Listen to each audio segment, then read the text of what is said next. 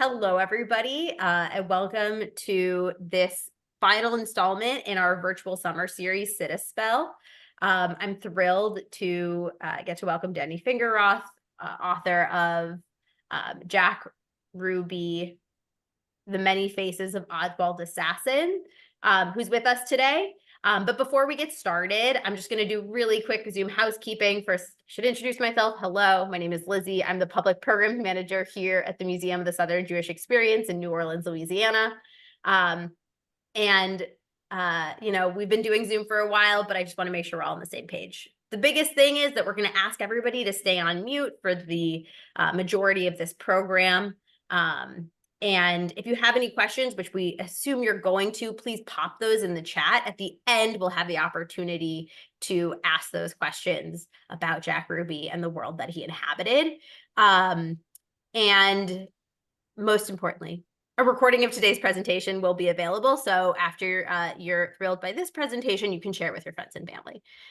Without further ado, I'd like to introduce Kenneth Hoffman, the Executive Director of the Museum of the Southern Jewish Experience, who will be talking with Danny Fingeroth today. Thank you so much, Lizzie. Welcome, everybody from near and far. Happy to have y'all on to this last of our three, as Lizzie said, summer series. It's been very successful and very interesting, and I think you're really going to enjoy tonight's presentation. Danny Fingeroth is an accomplished biographer, cultural historian, and commentator, specializing in history at the intersection of Jewish and American cultures. Fingeroth, having spent many years as a writer and editor at Marvel Comics, made his mark as a cultural observer as the author of books including Superman on the Couch, What Superheroes Really Tell Us About Ourselves and Our Society, and the book Disguised as Clark Kent, Jews, Comics, and the Creation of the Superhero. His acclaimed 2019 biography of Stan Lee, titled A Marvelous Life, looks at this innovative Jewish American figure, the co-creator of Marvel Comics, in the context of our overall culture. Now, with Jack Ruby, The Many Faces of Oswald's Assassin, Fingeroth takes us through Jack Ruby's bizarre life of extreme behavior leading up to and beyond that fateful weekend in Dallas in November 1963, when Ruby emerged from a crowd and killed accused JFK assassin Lee Harvey Oswald on live TV. Danny, so happy to have you with us. Tell us a story. Thank you, Kenneth. Thank you, Lizzie. Thank you, the museum, for inviting me. Well, the Jack Ruby story, it changed everything. It was the first live murder that we'd seen in the middle of this crazy weekend, when everybody was in grief and shock over the murder of President John F. Kennedy. And there had been assassinations before, but it had been a long time, and there had not been TV. There was Garfield and McKinley, and of course, way back, well, close to a century before, was Lincoln, of course. But this was the beginning of the media world we live in, where everything is covered, where 24/7 coverage, and everybody, from the first second, there were conspiracy theories, there were ideas of who's to blame, who was at fault, why were people so careless. And Jack Ruby often gets forgotten, right? Both he and Oswald were crazy. Whether they were lone nuts is the question that I don't claim to be smart enough to answer, which led me to this book. It started out as a graphic novel project, actually, and kind of evolved into a prose book. And I was not a person obsessed with the Kennedy assassination. I was 10 years old when it happened. You can do the math and figure out how old I am today. I'd rather you didn't, but you could. And it was just too big. And it became the subject of a Seinfeld episode, of popular songs, of comedians' routines, of conspiracy theories, of history. It just became this unbelievably big thing that I, like everybody, lived with. But when I decided I would do a project about the Kennedy assassination, it quickly dawned on me, what's the Danny Fingeroth angle? And I come from a deep and wide Jewish background. And it just struck me, oh my God, this Jack Ruby guy. Um, it's one of the most fascinating and in some ways distressing Jewish stories because I sometimes call it a greatest generation story gone horribly wrong. It's it's that generation of people that we think of as the World War II generation and the firstborn American um, children of Jewish immigrants. And as I have a slide presentation that I'll go through that sort of takes you more through that. And I've just became more and more fascinated with this guy and how not exceptional he was, how he could be your craziest cousin. That's assuming that you yourself are not your craziest cousin, but you know what I mean. He's a very familiar type. He looks like sort of a typical business guy or entertainment guy of that generation. Born in 1911, of course, always gave a different date in 1911, including on his tombstone. There are numerous dates given for Jack Ruby. So I just became more and more fascinated with this guy, similar to the way that I became fascinated with the creators of the original comic books, of the Stan Lees and the Jack Kirby's and people like that, because they're so they're so much like the people I knew and grew up with, and my own parents and aunts and uncles, and yet here are people who changed history and in a way that's still reverberating with us today. So that's the origin of this, and we talked about. I think I'd like to read an excerpt, Sure. and so maybe that Kenneth, you had asked me before about sort of process, and one. The Kennedy assassination is one of those things. There's way more data than anybody could ever read. It's not like there's a Mhm. lack of information or lack of material or lack of things, but like I said, I quickly realized I'm not solving the case. I'm not solving the mysteries. I can lay them out. I can tell you about this guy and his life and times and possibilities for why he did what he did. But I became fascinated with a guy named Hillel Silverman. Mhm. Um, he was Jack Ruby's rabbi. Have you ever seen a movie called Weekend at Bernie's? Yeah. It stars a guy named Jonathan Silverman. That's Jack Ruby's rabbi's son. Okay. Because after Dallas, Silverman was so burned out, he went to LA. And my joke used to be he became Buddy Hackett's rabbi, but it turned out he became Buddy Hackett's rabbi, and a lot of other entertainment people. So it's a very weird. Um, a week doesn't go by where I don't run into some strange thing or some strange connection. When we get into the talk later, Mhm. I'll go into some more of that.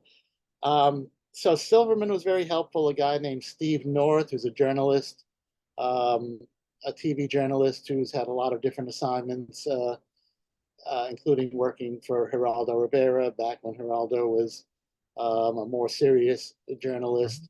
He personally knew Ruby's siblings.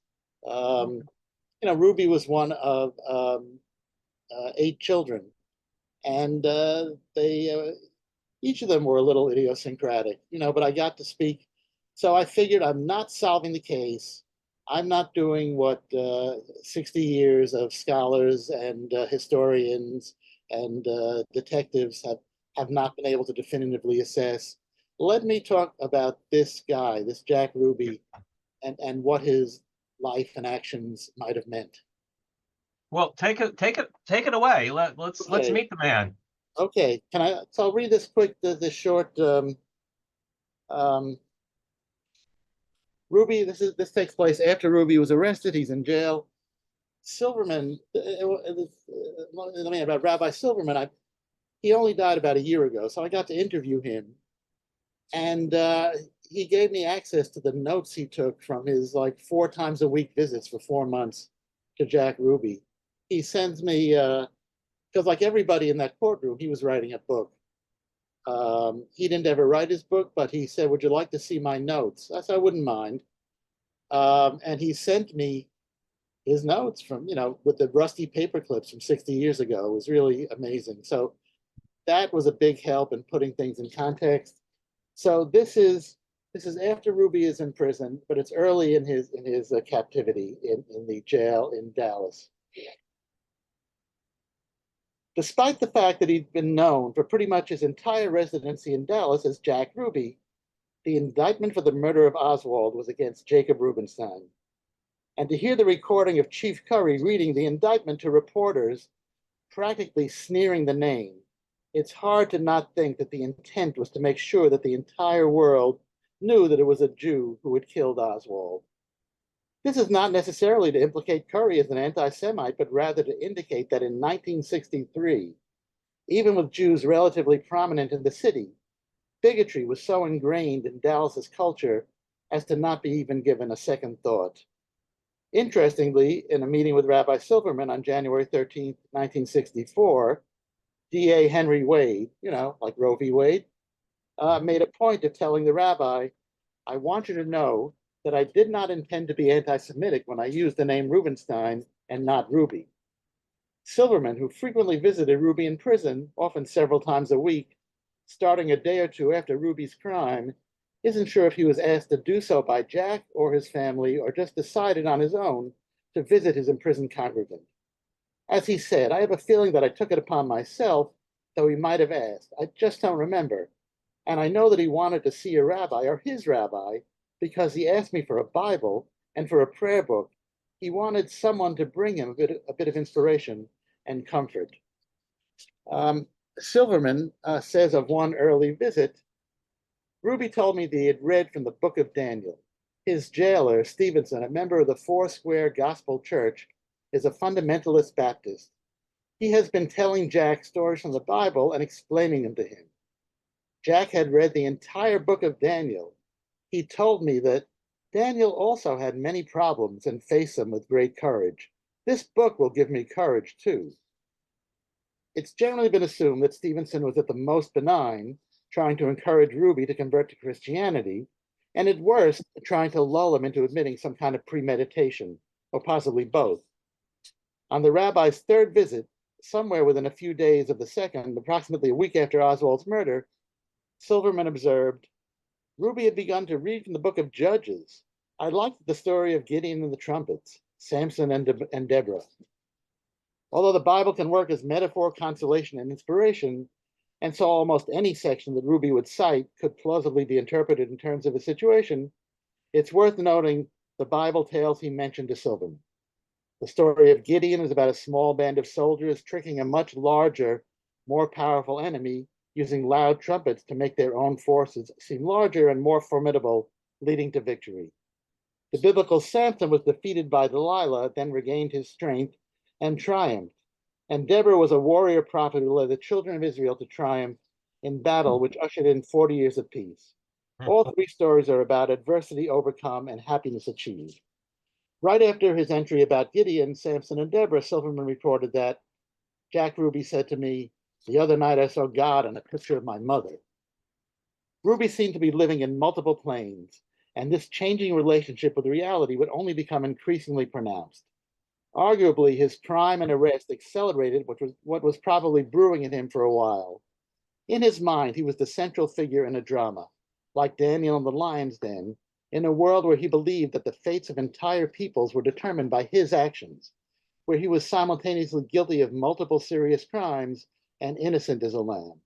While Silverman doesn't state, as perhaps Ruby did not, whether Ruby saw God in a picture of my mother in a dream or in a hallucination, it certainly seems as if much of Jack's mental energy was being spent on things that only he could see and understand. Okay. And Ruby ranted regularly that he felt he had started that he had thought he would be a hero and would be the Jew that killed the guy that killed the president. But then he came to believe that he had started a second Holocaust and that Jews were being tortured in the prison. And he could hear their screams.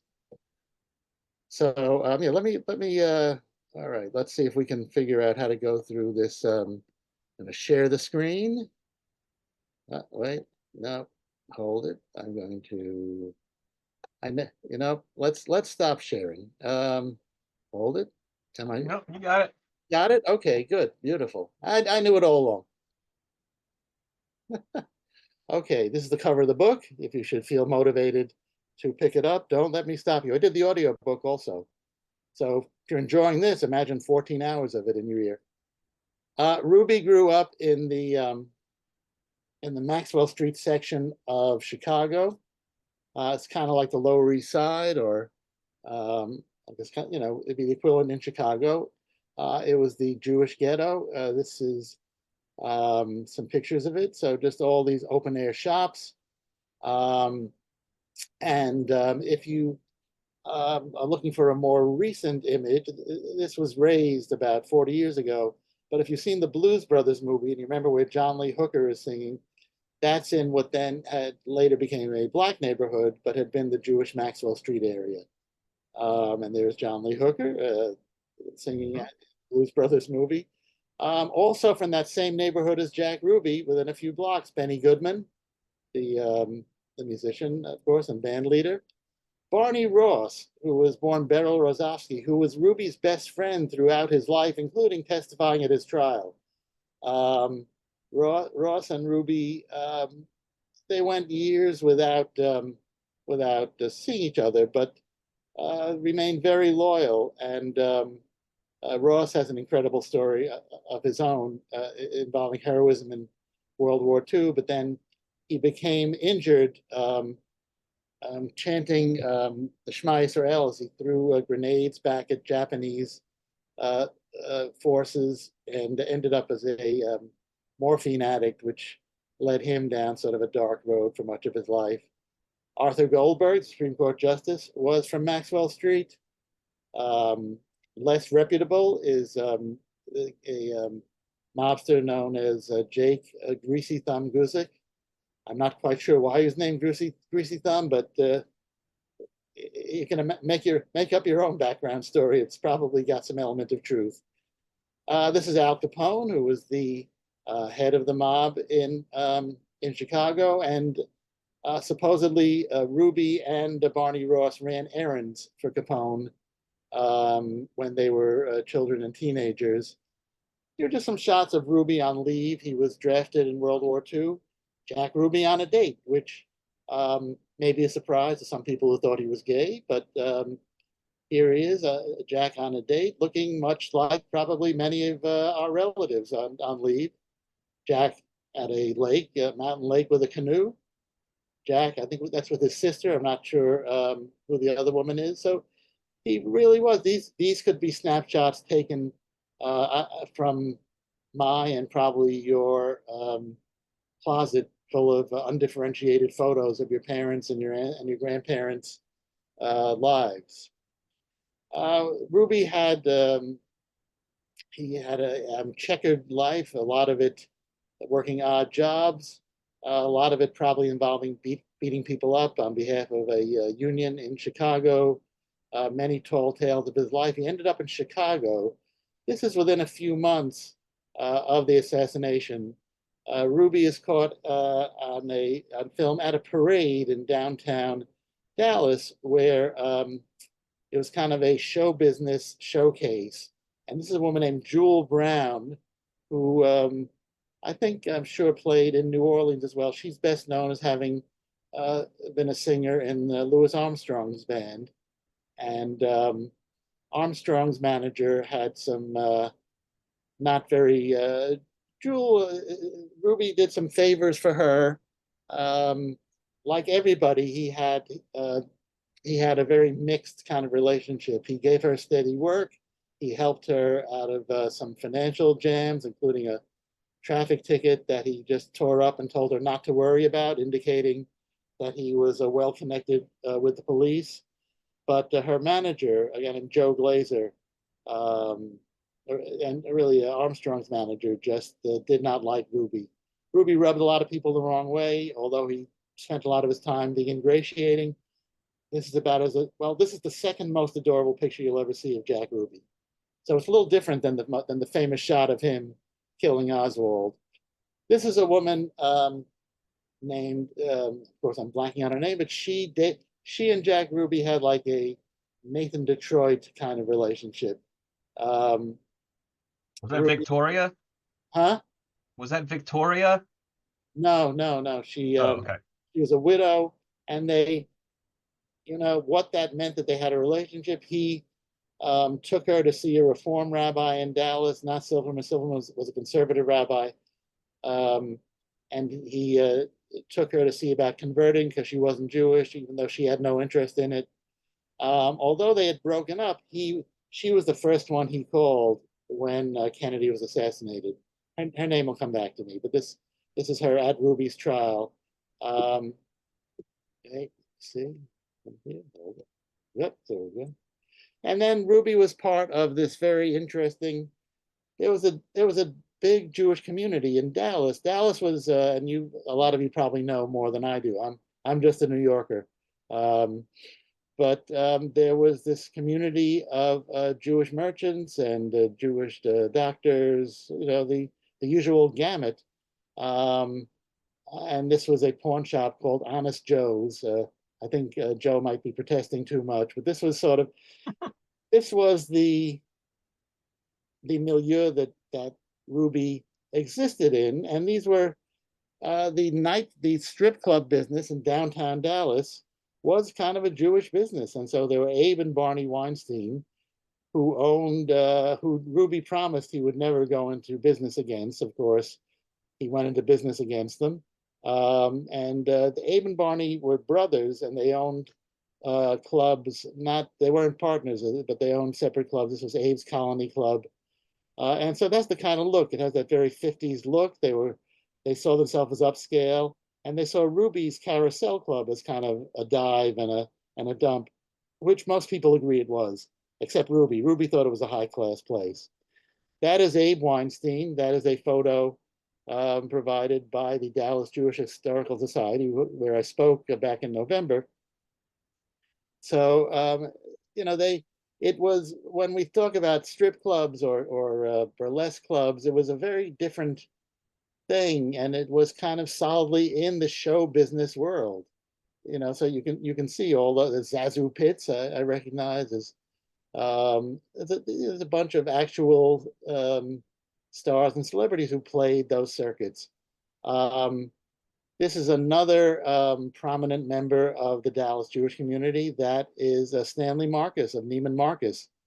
Was a prominent liberal progressive voice in Dallas, which was weirdly a weird mix of progressive and forward-thinking and simultaneously racist and anti-Semitic. It was, but people like Stanley Marcus were able to help Dallas avoid the riots and upheavals of the 60s, in part by integrating their stores when other people wouldn't. It was a very interesting combination. And Jack Ruby worked his way through these subcultures of Dallas as someone who was considered part of the furniture.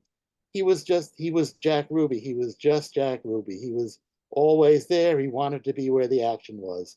This is Hillel Silverman, Jack's rabbi, back in around the period of the assassination. He only died about a year ago,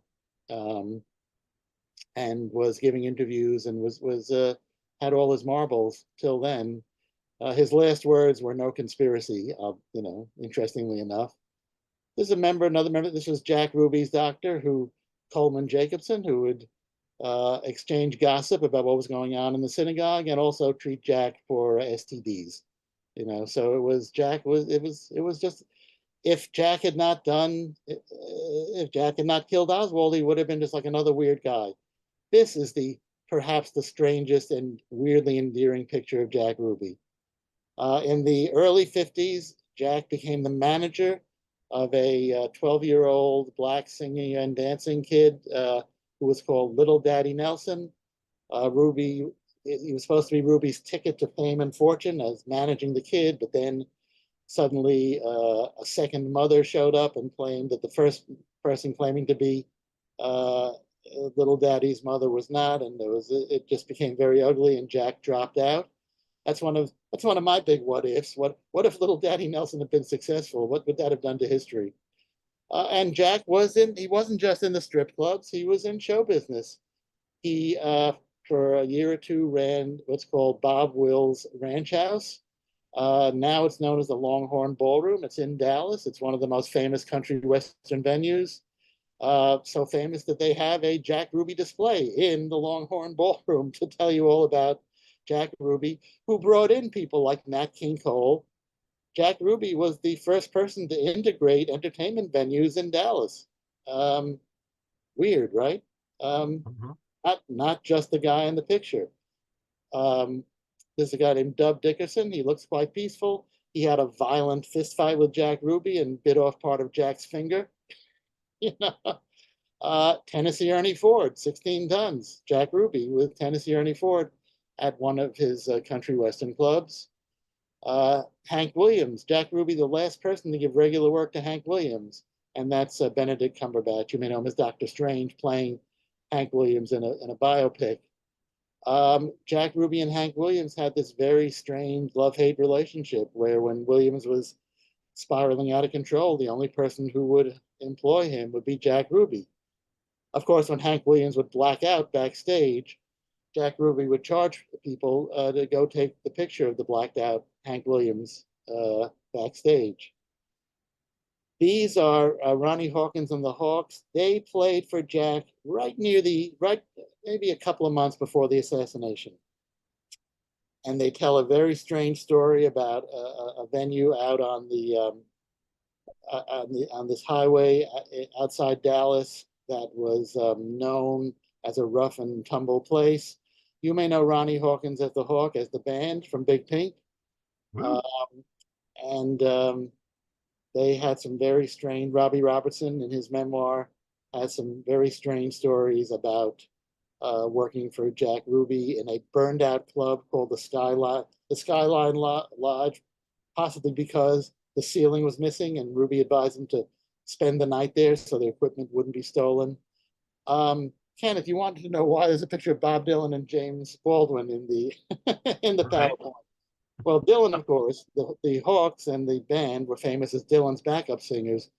This is a dinner given in December by the American Civil Liberties Union, giving Dylan an award a month after the Kennedy assassination and a month after Ruby killing Oswald. Dylan is schmoozing here with James Baldwin. Dylan, they kept making, and Dylan was getting an award. It was a fundraiser. Dylan got very drunk. They kept him waiting. I guess he was the featured speaker, so he was the last speaker. And he got up there and he spoke about how everybody there was old and out of touch and how that he could sympathize with Lee Harvey Oswald. It's not a big hit. It was not a... Jeez. Then, of course, there was a big outrage and everybody insisted that Dylan apologize. Being Bob Dylan, of course, he wrote a poem apology that kind of doubled down on what he had said originally. So that's why he's in this. And then 60 years later, in a book that Dylan put out called The Philosophy of Modern Song, he writes about the Ruby Are You Mad, a song performed by the Osborne brothers that has nothing to do with Jack Ruby or Lee Harvey Oswald, but chose to illustrate it with the famous picture of Ruby shooting Oswald. And if you're up on your Bob Dylan, then you know that he, right at the beginning of COVID, he put out a 17-minute song about the assassination called Murder Most Foul, in which he advised his listeners that where's the truth and where did it go? Ask Oswald and Ruby, they ought to know. So that answers those questions. Back to Ruby's show business. This is Ruby in front of his club. It was over a barbecue joint. It was, it was just in this rundown part of downtown Dallas, yet across the street from the fanciest hotels in town. Was a Ruby with a couple of his dancers in front of the club. This is a comedian named Wally Weston who performed. You can see he may as well be performing at a bar mitzvah. That's how those places were decorated. Ruby himself often would be his own MC and would often be his own hired muscle. He would throw if people were misbehaving or drunk or rowdy, he would throw them down the stairs, and he was constantly hiring and firing and hiring and firing the same people, the same dancers, the same wait staff, the same management. He was there was something about him that pissed people off, and yet one thing I came across was many people referring to themselves as being Jack Ruby's best friend. This is, you can see it's a little tamer than the average dancing you might see at a strip club today. So, this was a a PG-rated image. This is Gabe Kaplan from Welcome Back, Kotter, who auditioned for Ruby about 3 months before the assassination. If you ever listen to Gilbert Gottfried's podcast, if you go back to the archives, Kaplan tells a story about he auditioned for Ruby and told a joke using the word tits, you'll pardon the expression, which was even then was a mild expression, but the police in Dallas were very strict, and Ruby hit the ceiling. It's just a very funny story about he hit the ceiling and then he calmed down. Weirdly enough, Gabe Kaplan showed up when I spoke at the Dallas Jewish Historical Society. I totally did not recognize him because he doesn't look like he did 50 years ago. Who does? But he heard some guy was talking about Jack Ruby, and he showed up, and to hear that story about Ruby from the horse's mouth is just. But if you get a chance, listen to that Gilbert Gottfried podcast. Again, here are some of the other people who work. There's for Ruby as comedians and dancers. Looks just like anybody. Looks like somebody at your bar mitzvah. That's Tammy True, one of Ruby's dancers. She then worked at that Skyliner Ballroom. She was known on the burlesque circuit, and then years later, she would perform in the Ruby Review in a series of performances called the Conspiracy Club at the Ruby Review, and she wrote a book. She was friendly with Jack, and she was one of those people who stayed loyal to him no matter how many times he fired her or how much weird stuff went down. This is Candy Barr, not her real name. She danced actually at the Weinstein's clubs. She considered Jack too low class, but she was friends with him. When she was arrested and lost her license for a pot bust, Jack brought her a couple of dachshunds, as you saw him with the dogs before, so she could start a dog breeding business, which didn't work out, as she's quoted as saying, they just didn't like each other that way. This is her with her boyfriend, Mickey Cohen, the famous Los Angeles mobster. So she apparently liked Jewish guys. And Cohen is one of many gangsters who were in Ruby's orbit. Of course, Ruby was probably mobbed up. They didn't give membership cards, but it seems that he had too many mob connections for him not to be. This is a place called, again, you guys probably know better than I, the Paris Opera House. It burned down in 1919. This looks like a photo from the fire. It was also the name of a strip club later on in the 50s and 60s, where Ruby traveled to New Orleans. This is another major burlesque club on Bourbon Street, like the Opera House was. Ruby traveled to find Jada, who was like the top dancer on the burlesque circuit, and he paid her literally 3 times what he paid anybody else because he thought it would help save his failing strip club business in Dallas. She was somebody else yet again who Ruby had this crazy tempestuous relationship with. This is I am so grateful that I didn't write a book about Oswald because his life is so much more complicated. This is either him, maybe you guys would know, either in New Orleans or maybe in the time that he lived in the Bronx, where he was examined by every Jewish social worker in the Bronx. But this looks a little young for high school, so probably Oswald. Here's Oswald, the time he got arrested in New Orleans for getting into a fight with a guy, giving out Fair Play for Cuba leaflets. This is Jim Garrison, who thought he was going to break the case wide open and brought all sorts of bizarre indictments to try to solve the Kennedy assassination. Again, a lot of you can probably tell me stuff that I don't know. Another gangster, this is Santo Traficante, who was arrested at the beginning of the Cuban Revolution. Ruby went down to Cuba to visit him and quite likely brought money to bribe the jailers.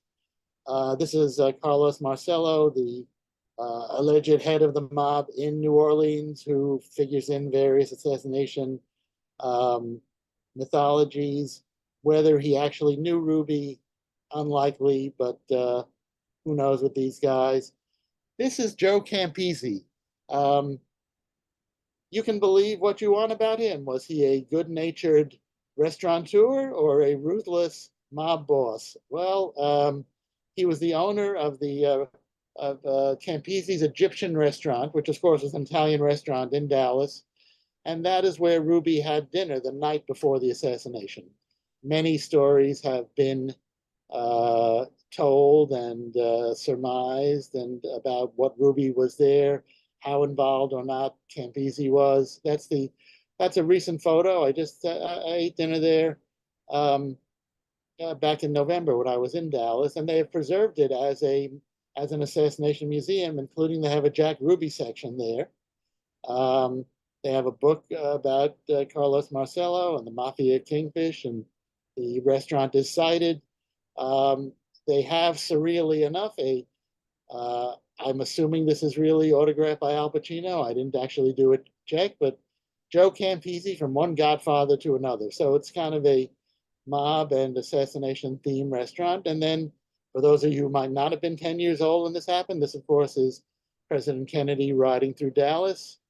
That's part of the Zapruder film, one of the shots of Kennedy being shot, the very controversial Zapruder film.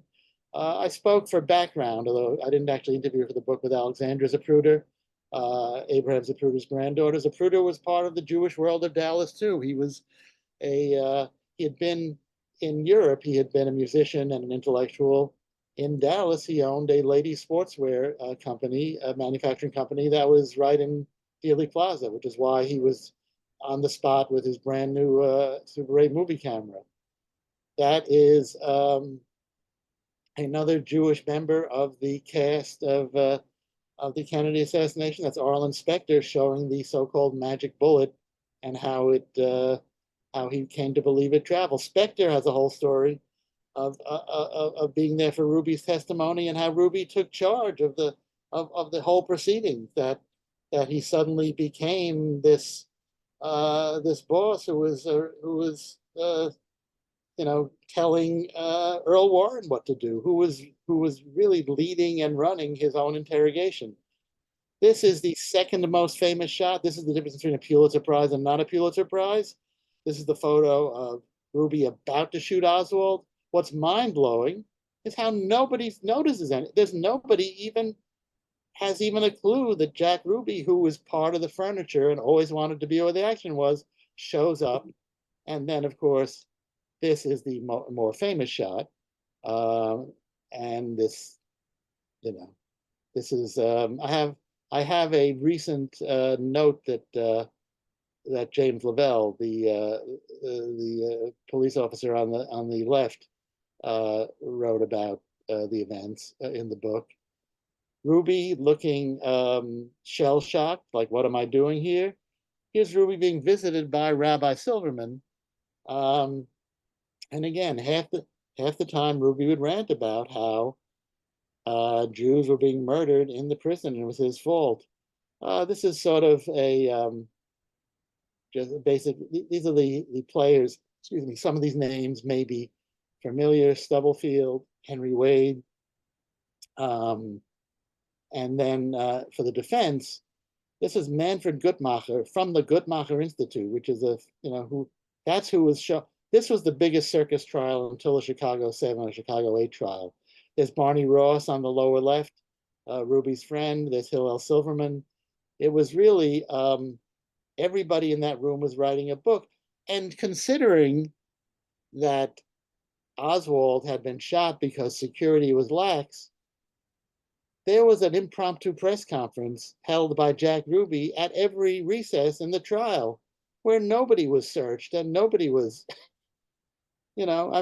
Ruby came into his own. He finally became a celebrity. Newsmen, people just wanted to hear what he thought and what his opinion was. There's an illustration of Barney Ross testifying. It's almost touching, that one of the more surreal things that happened during the Ruby trial was the trial was also in the building where the Dallas jail was. It's where they were transferring Oswald from.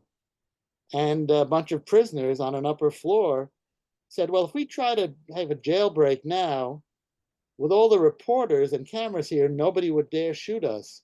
So they literally carved a gun out of soap and shoe polish, and they succeeded. This is the jailbreak. However, they did not have a plan.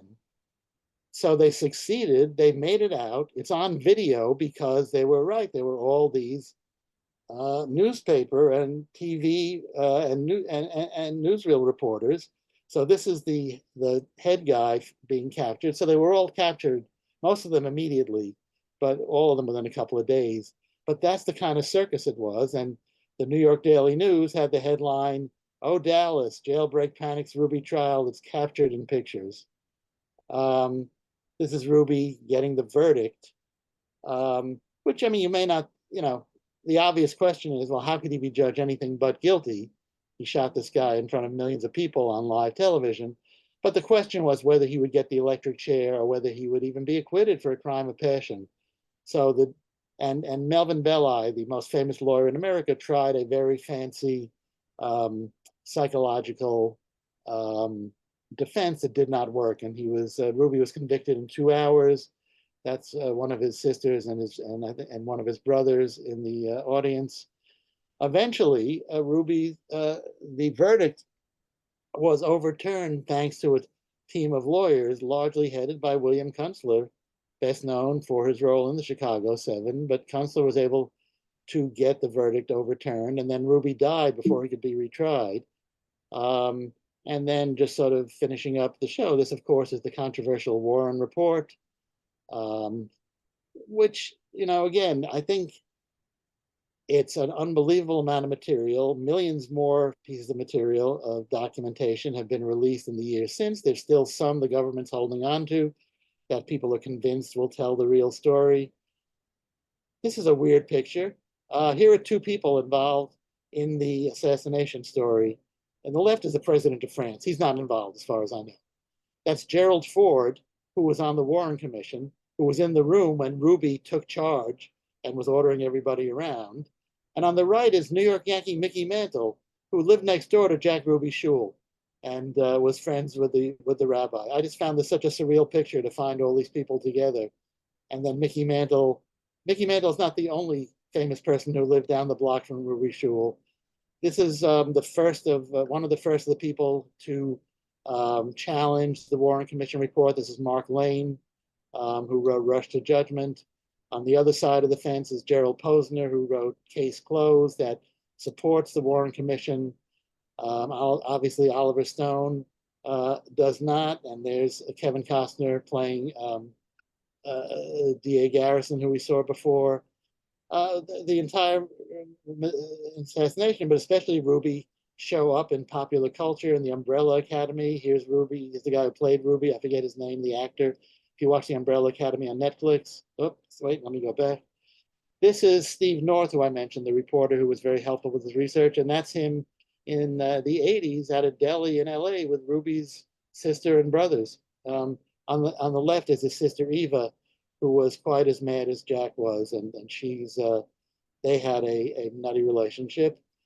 At a certain point, the family was able to get the gun back, and they proceeded to fire 5,000 bullets from it, which they sold as collectibles. You can still get one. I think this one sold for $1,700. And there is Jack Ruby's tombstone, as I say, with a birth date was never anywhere else for recorded for Jack. So that's sort of an overview of Jack Ruby and his strange life and his effect on history. And that's the book, and I would be happy to answer questions people might have. Stop. Thank you, Danny. Stop sharing the screen, and then we'll go back to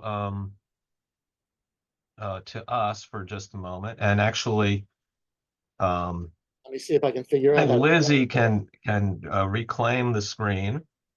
Oh, here we perhaps. go. Oh, I think I've stopped sharing, or have we shared? I think here I am. So I guess we stopped sharing. Okay. Oh, Perhaps. wait, no. Okay, I'll hit the stop share. Okay, now There we go. There we go. Okay. So, all right. So before we ask any questions, there are a few questions in the chat that people are watching. So what I want to hear about is why he did it.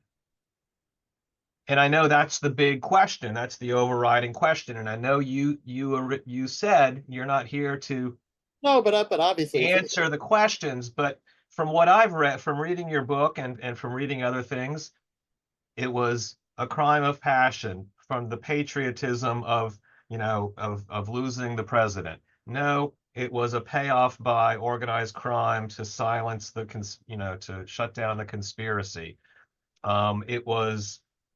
He was crazy, like, his mother who thought she had a fishbone in her throat all her life. yes. What do you, having spent this time with this character, where do you land?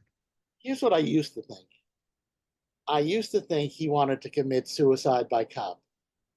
I used to think that his life was his business, his romantic life, every facet of his life. He was living with a roommate, and people like to imply that he and this guy were lovers, but I don't think so. Even if he was gay, I don't think it was this guy George Senator.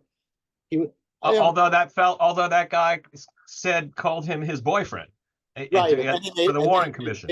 Then he made a big thing of explaining that he didn't mean anything by it. So who the hell knows? Right. So I think Ruby's life had really ground to a halt and was just in bad shape. And I used to think he wanted to be the Jew that killed the guy that killed the president. And then he go out a hero because how could they not shoot him? He steps up and, I mean, we've all seen Godfather 2. How could he step up and kill Hyman Roth and not be killed right away? But the police in Dallas were so literally gun shy, and there was a room full of reporters and camera people. They didn't want, so he was tackled right away. And the thing he says when he's tackled, it's this he doesn't say, he had it coming.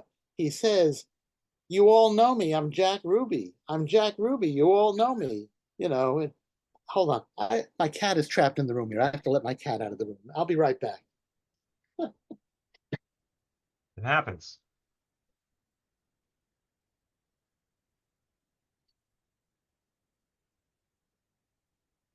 So when he gets back, I'm going to ask him about why maybe he's coming back. I hear him. So Danny, yes. So tell me, he leaves his beloved dachshund in the car when he goes and shoots Oswald, and that was one of the, on this scale of, why did he do this? People say, well, he wouldn't have left his beloved dachshund in the car if he was going to do this. So it must have been a spur of the moment kind of a thing. That's a big argument for spur of the moment. I mean, that's I guess that's part of the great thing about being crazy is that your actions don't have to be logical. He might have done it. And there's also that thing he says to his roommate, boyfriend, whatever he says to George Senator. He basically says, "I'm going downtown to kill Oswald." and Sender just goes, "Oh, that Jack, what a joker," you know. You know, but so And then there's so many of his colleagues and people who knew him and even his friends say, uh, for the conspiracy thing, the organized crime thing, Jack Ruby was the last person that people would trust with a secret and with a really important job, like, silencing a conspiracy about the assassination of President Kennedy. there's a theory that, there's a lot of theories. There's a theory that he was one of maybe 10 people assigned to do it, and he happened to be the lucky one who got close. I mean, like Oswald, like a lot of men of that generation, he was a trained shooter. I mean, aside from his back, I mean, what I find interesting and an argument against it being premeditated or being an ordered hit is that for all his violence and all the people who he would beat up or threaten to beat up, and there were a lot of them, he was never accused or arrested for murder. That's the one crime. There's a laundry list of crimes that Jack Ruby was arrested or accused of. No one ever accused him of murder until then. It's a weird, and he was a violent guy who loved it. Lots of people will tell you that he literally threw them down the stairs at his club, that he'd be like banging somebody's head on the sidewalk, and then he'd go, "Oh, what am I doing?" Well, somebody in the chat has asked the question, what size a man was Jack Ruby? Was he a big guy? Was he a burly guy? Was he short? What? Well, that's a very interesting question. I think he was average height, so maybe 5'5", 5'6". But the weird thing is, the person he will remind you of most, if you look at videos is Jackie Gleason in The Honeymooners. Okay. He's like a heavy guy, but very graceful, trained as a boxer. Mhm. What he and Barney Ross used to do is they would train in these boxing gyms, and boxing was a very Jewish sport in the early and mid 20th century. And so Ruby moved very gracefully. And he was another reason people think he was gay was because he kind of hit a lot of those stereotypical buttons of being very concerned about his appearance and kind of very vain. But moved, if you remember any episodes of The Honeymooners where Jackie Gleason was roller skating or dancing, that's who he will remind you of. So he was very tough. He was both physically strong. He worked out at the gym regularly, and he was not above using brass knuckles or any other. He did not fight by the marquee of. He did not fight by strict boxing rules. And and as a youth, he would not take anti-Semitic jibes, right? I mean, he Anything would that he beat up. thought was the least bit anti-Semitic, he would. I mean, one thing that sort of was kind of touchingly, a well used channeling of his violence was in the era leading up to the war, when there would be brown shirts and fascist meetings in in Chicago. Ruby would get together with a bunch of other tough guys, and they would go beat the shit out of Nazis. They would literally break chairs over their heads.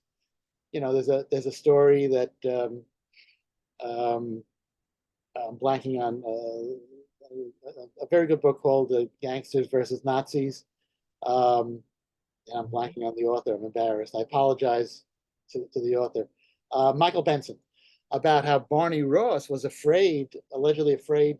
Barney Ross wanted to join these rampages against Nazis, but he was afraid because he was a professional boxer. Uh, he could be arrested for assault with a deadly weapon. So Ruby, I think, gave him a blackjack and had him hit people with that instead of his fist. Yeah, so Ruby, but there would be times Ruby would come home and his siblings would talk about how he'd come home covered in blood. What happened, Jack? Somebody made an anti-Semitic comment at the bar or something. Yeah. Well, we've got people who are asking questions about, about a possible conspiracy and, down the rabbit hole and through the mirror and lots of things like that. And I know there's tons of literature out there that people can look up on their own. And you've already said you don't have an answer for that, but there's one question that I really like. Ken asks, Jack Ruby's actions changed many lives. How has it changed yours? And I Wow. think that's a really good question to end on. So Yes, I better have a good let us answer. have it. It's made me more skeptical of just accepting whatever accepted wisdom is. It's made me more sensitive, made my antenna up about, what I read online, and sort of try not to have a knee-jerk reaction to just because somebody says something online that I agree with doesn't mean it's right, or I mean, look, there was an attempted assassination on an ex-president about a month ago. We think it was an attempted assassination. Some people don't believe it was genuine. So I was waiting for somebody when the alleged shooter was killed. I was waiting for somebody to say, "Hey, that guy got Jack Rubied." Nobody did. Well, I guess I just said it, but Right. but I mean, there's a guy, and I know there's a lot of differences, but there was a guy not accused, didn't stand trial, shot before he could explain what he did or if he did it. Seems there's as many similarities as differences. So how has it changed me? Um, I think I am more skeptical about conspiracy theories, about history, about taking things at face value. But it's made me a real. I had a thing. I went out to see Bob Dylan, as I often do, performing at Jones Beach out on Long Island with the Willie Nelson Band, and opening Alison Krauss and Robert Plant. Um, and I'm on the train coming home. It's like a 3 hour ride from where I live, and a bunch of us were just bonding in the train about talking about the concert. And it turned out, I don't want to, go into detail because I don't want to breach her privacy. Turned out the woman I was sitting next to, her grandfather is involved in various um, parts of the mythology and various conspiracy theories. And I said, "Holy cow! I guess it's taught me that history is around us in ways we don't even suspect all the time, and it makes for a richer life." I don't know if it's taught me anything about conspiracy or what's real and what's not real, but it certainly has taught me that things that seem like a long time ago aren't so long ago. Well, Danny Fingeroth, you have enriched our lives tonight. If the folks on the Zoom want to know more, the book is fabulous. Definitely pick it up. If you don't feel like reading it, you can listen to it. You can get the audio version of Danny reading his book. I'm gonna pitch it back to Lizzie, and she's gonna take it home. Thank you so much, Kenneth. Appreciate everybody for being here, and especially to Danny for sharing all this wonderful information about this lesser known Southern Jewish figure who did in fact change the course of history, and getting to dive into this story, and hopefully more folks will dive into the story by reading the book. As I said at the beginning of this is our final installment of our Sit a Spell virtual summer series. We appreciate the folks who have come out to all three. If this is your first one, don't worry. This program will be on YouTube in a few days, and the other two programs are already up there. So you can go and enjoy these two really interesting stories of lesser known Southern Jewish figures in your home, and hopefully you won't melt here in the summer heat. MSJE programming would not be possible without the support of you all. So consider making a donation today or becoming a member of the museum. Here in New Orleans, it's Museum Month. So you can also head to some awesome museums here in New Orleans for free with a museum membership at MSJE. Keep up to date with the Museum of the Southern Jewish Experience on social media, on our newsletters, and all this information can be found on our website, msje.org. Thank you all so much for being with us today. We appreciate it. Thank you, Danny. Thank you, Kenneth, for chatting. And we hope you have a great rest of your evening. Thanks, everybody. Take care. Good night. Have a good one.